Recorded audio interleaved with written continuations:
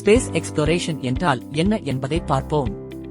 இது வானியல், செயற்கைக்கோள்கள் மற்றும் விண்கலம் ஆகியவற்றின் மூலம் விண்வெளியை ஆய்வு செய்வதாகும். சந்திரன், கோள்கள், நட்சத்திரங்கள் மற்றும் பிற வான்பொருட்களை ஆய்வு செய்வதற்காக பூமிக்கு அப்பால் ரோபோட்டிக் கருவிகள் மற்றும் மனிதர்களை அனுப்புவது இதில் அடங்கும்.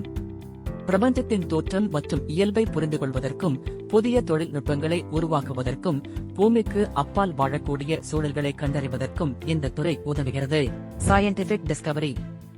விண்வெளி ஆராய்ச்சி மூலம் நாம் புதிய கிரகங்கள், நட்சத்திரங்கள் மற்றும் அண்டங்களை கண்டறிகிறோம். இதனால் விஞ்ஞானம் மற்றும் அறிவியல் வளர்ச்சி மேம்படுகிறது. Technological advancement. விண்வெளி ஆராய்ச்சி புதிய தொழில்நுட்பங்களை உருவாக்க உதவுகிறது.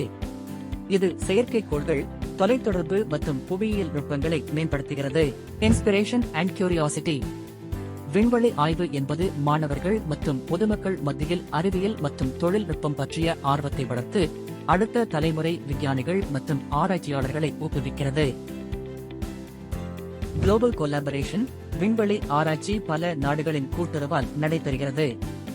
இதனால் நாடுகள் இணைந்து வேலை செய்யவும், அறிவியல் அறிவை பகிர்ந்து கொள்ளவும் மற்றும் சமாதானத்தை வளர்க்கவும் முடிகிறது.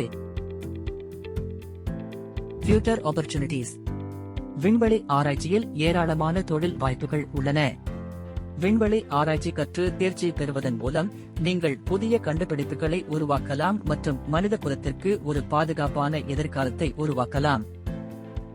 விண்வெளி ஆராய்ச்சி என்பது நமது அற்புதமான அண்டத்தை பற்றிய புரிதலை மேம்படுத்தும் ஒரு புரட்சிகரமான தொழில்நுட்பமாகும்.